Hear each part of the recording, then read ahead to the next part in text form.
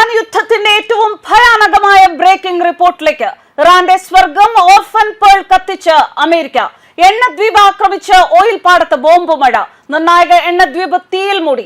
ആകാശം മുട്ടെ തീയും പുകയും ഉയരുന്നു.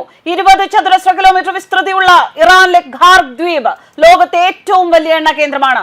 ഇറാന്റെ വരുമാനത്തിന്റെ 40% ഇവിടെ നിന്നായിരുന്നു. മിഡിൽ ഈസ്റ്റ് സംഘർഷത്തിന് 15 ദിവസത്തിന് ശേഷം വെള്ളിയാഴ്ച US ആക്രമിച്ചതോടെ മേഖലയെ ശരിക്കും അഗ്നി വിഴുങ്ങിയിരിക്കുകയാണ്. എന്തായാലും യുദ്ധത്തിൽ വാശിയും രണ്ട് പക്ഷവും ഒക്കെ ഉണ്ട്. എന്നാലും പ്രകൃതി തരുന്ന ആരും സമ്പാദിക്കാതെ ഈ പ്രകൃതിയിൽ മനുഷ്യന് വേണ്ടി ഉപയോഗിക്കാവുന്ന എണ്ണയും മറ്റുമാണ് കത്തിച്ചു കളയുന്നത്. ഒന്ന്, മനുഷ്യർക്ക് ഉപയോഗപ്രദമാകേണ്ടവ നശിപ്പിക്കുന്നു. രണ്ട്, ഇതുമൂലം പ്രകൃതി നശിക്കുന്നു. യുദ്ധം അതിന്റെ ഭീകരമായ അവസ്ഥയിലേക്ക് കടന്നിരിക്കുന്നു. ഒരുപക്ഷെ രണ്ടാം ലോക മഹായുദ്ധത്തിന് ശേഷം ഏറ്റവും വലിയ യുദ്ധമായി ഇറാൻ യുദ്ധം മാറുകയാണ്. 10-15 രാജ്യങ്ങൾ ഈ യുദ്ധത്തിൽ ഭാഗമായി മാറി. മാത്രമല്ല, ലോകം മുഴുവൻ യുദ്ധത്തിന്റെ വമ്പൻ പ്രതിസന്ധിയിൽ ഉലഞ്ഞ് ആടുകയാണ്. നിരപരാധികളായ നമ്മളെ പോലെയുള്ള രാജ്യങ്ങൾ വരെ നരകിക്കുന്നു. ഇന്ത്യ ലോകത്തെ ഏറ്റവും അധികം ഗ്യാസും എണ്ണയും ഉപയോഗിക്കുന്ന രാജ്യമാണ്. യുദ്ധക്കെടുതി ഭാരതത്തിന്റെ സമ്പദ് വ്യവസ്ഥയും ഉലയ്ക്കുകയാണ്. ഇറക്കുമതി ഇല്ലാതാകുമ്പോൾ കയറ്റുമതിക്കും വിഷമമായി. ഇപ്പോൾ തീയിൽ ഉലഞ്ഞു നശിക്കുന്ന ഇറാന്റെ എണ്ണദ്വീപിനെ കുറിച്ചുള്ള കൂടുതൽ വിവരങ്ങൾ വരികയാണ്. ഏറ്റവും വലിയ യുദ്ധ ബ്രേക്കിങ്ങിലൂടെയാണ് ഈ ബുള്ളറ്റിൻ ഞാൻ അവതരിപ്പിക്കുന്നത്. പേർഷ്യൻ ഗൾഫിന്റെ വടക്കേറ്റത്തും ബുഷർ പ്രവിശ്യയുടെ പ്രധാന ഭൂപ്രദേശത്ത് നിന്ന് 28 കിലോമീറ്റർ അകലെയുമായി സ്ഥിതി ചെയ്യുന്ന ഈ പാറക്കെട്ടുകളുള്ള ചുണ്ണാമ്പുകല്ല് ദ്വീപ്. ഈ ദ്വീപിലെ എണ്ണ സ്ഥാപനത്തിന്റെ പേര് തന്നെ പവിഴ വീട് എന്നായിരുന്നു. ഏകദേശം 8 കിലോമീറ്റർ നീളവും 5 കിലോമീറ്റർ വീതിയും ഉള്ളതാണ്. ഖാർഗ് ദ്വീപിനെ ഇറാന്റെ കിരീടരത്നം എന്ന് ട്രംപ് വിശേഷിപ്പിച്ചു. എങ്കിലും പ്രശസ്ത ഇറാനിയൻ എഴുത്തുകാരൻ ജലാൽ അൽ ഇ അഹമ്മദ് ഇതിനെ വർഷങ്ങൾക്ക് മുൻപ് പേർഷ്യൻ ഗൾഫിലെ അനാഥമുത്ത്, അതായത് ഓർഫൻ പേൾ എന്ന് വിശേഷിപ്പിച്ചു. ഏകദേശം 8 കിലോമീറ്റർ നീളവും 5 കിലോമീറ്റർ വീതിയും ഉള്ളതാണ്.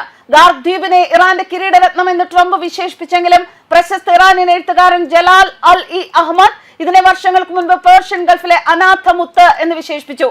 ഇറാനിലെ ഏറ്റവും വലിയ എണ്ണപ്പാടങ്ങളായ അഹ്വാസ്, മരുൺ, ഗസ്സറൻ എന്നിവയിൽ നിന്നുള്ള പൈപ്പ് ലൈനുകൾ നേരിട്ട് ഖാർഖിന്റെ സംഭരണ ടാങ്കുകളിലേക്ക് എത്തിക്കുന്നു. ഈ സൗകര്യങ്ങൾ എല്ലാ വർഷവും ഏകദേശം 95 കോടി ബാരൽ അസംസ്കൃത എണ്ണ കൈകാര്യം ചെയ്യുന്നു. ഇറാന്റെ സർക്കാരിനും സൈന്യത്തിനും ധനസഹായം നൽകുന്നതിൽ ഖാർഗ് ദ്വീപ് നിർണായകമാണെന്ന് റോയൽ യുണൈറ്റഡ് സർവീസസ് ഇൻസ്റ്റിറ്റ്യൂട്ടിലെ ഊർജ്ജ ഗവേഷകനായ പെട്രാസ് കെറ്റനാസ് പറഞ്ഞു. ഖാർഗിന്റെ നിയന്ത്രണം ഇറാന് നഷ്ടപ്പെട്ടാൽ രാജ്യത്തിന്റെ പ്രവർത്തനം ബുദ്ധിമുട്ടായിരിക്കുമെന്ന് അദ്ദേഹം അസോസിയേറ്റഡ് പ്രസിനോട് പറഞ്ഞു. 1960കളിലും 1970കളിലും ഇറാന്റെ എണ്ണ വ്യാപനത്തിനിടെ ഖാർഗ് പ്രധാന വികസനങ്ങൾക്ക് വിധേയമായി.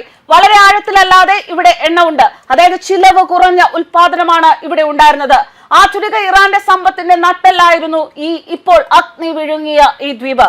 എണ്ണ കാരണം അതിന്റെ പ്രാധാന്യത്തിനപ്പുറം 7-ാം നൂറ്റാണ്ടിലെ വളരെ ആദരണീയമായ മിർ മുഹമ്മദ് ദേവാലയം അക്കീമിനേറ്റ് കാലഘട്ടത്തിലെ ലിഖിതങ്ങളും ടോർച്ചുകളും ഉൾക്കൊള്ളുന്നതാണ്. ഇത് ആദ്യം ക്രിസ്ത്യൻ മേഖല ആയിരുന്നു. ഇറാൻ മാത്രമല്ല, ഈ ദ്വീപിലും ഏറെ ക്രിസ്ത്യാനികളും ക്രിസ്ത്യൻ ശവകുടീരങ്ങളും ഒക്കെ ഇപ്പോഴുമുണ്ട്. പണ്ടത്തെ ക്രിസ്ത്യൻ ദേവാലയ ഭാഗങ്ങളുമുണ്ട്.